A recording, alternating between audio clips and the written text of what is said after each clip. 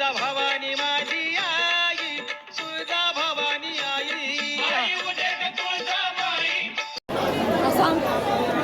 N G channel ಯೂಟ್ಯೂಬರ್ಗೆ ಗುರುಗಳು ನನಗೆ ಬಟ್ಟೆ ಇದು ಪ್ರಸಾದ ಕೊಟ್ಟಿದ್ದಾರೆ ಅಮ್ಮನವರು, ಹಾಗಾಗಿ ಅವ್ರ ಜೊತೆ ಮಾತಾಡೋದು. ಹಾಂ तुम्ही गोष्टी करते दादा? आम्ही यूट्यूबर आहे.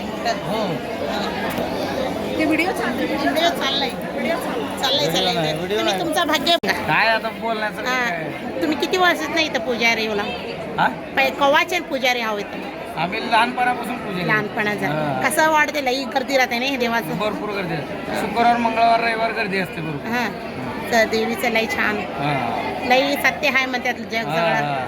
महिषासूर मर्दिनी आहे. महिषासूर मर्दिनी. थँक्यू.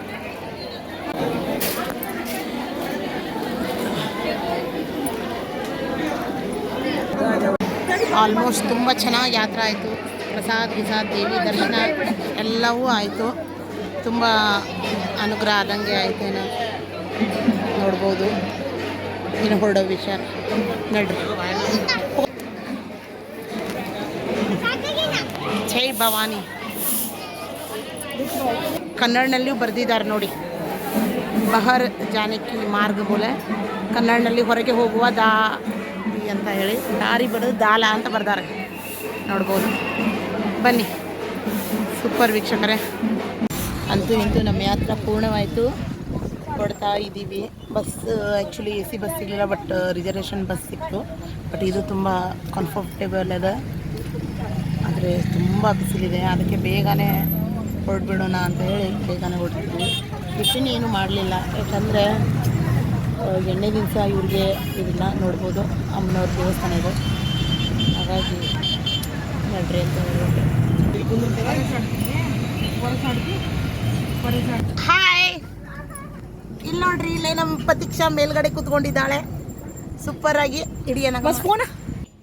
ಹಾಯ್ ವೀಕ್ಷಕರೇ, ಅಂತೂ ಇಂತೂ ಯಾತ್ರಾ ಅಂತೂ ಪೂರ್ಣವಾಯಿತು.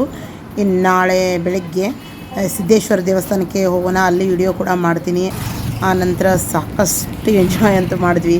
ಸಿಕ್ಕಾಪಟ್ಟೆ ರಶ್ ಬೇರೆ ಇತ್ತು ದೇವಸ್ಥಾನದಲ್ಲಿ. ದರ್ಶನ ಸೂಪರಾಗಾಯಿತು, ಪ್ರಸಾದ ಸಿಕ್ತು, ಹಾಗೂ ಅಮ್ಮನವರ ಆಶೀರ್ವಾದ ಅಂತೂ ತುಂಬಾ ಆಯಿತು ಅಂತ ಅನಿಸುತ್ತೆ. ಎಲ್ಲ ಕೆಲಸ ಆಗುತ್ತೆ. ಆ ನಂತರ ಇವಾಗ ಮನೆಗೆ ಹೊರಡ್ತಾ ಇದ್ದೀವಿ. ಬಿಸಿಲು ತುಂಬ ಇದೆ. Okay bye.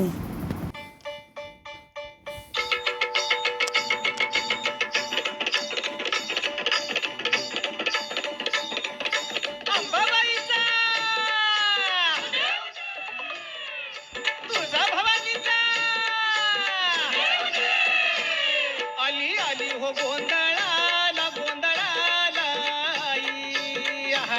तुझा भवानी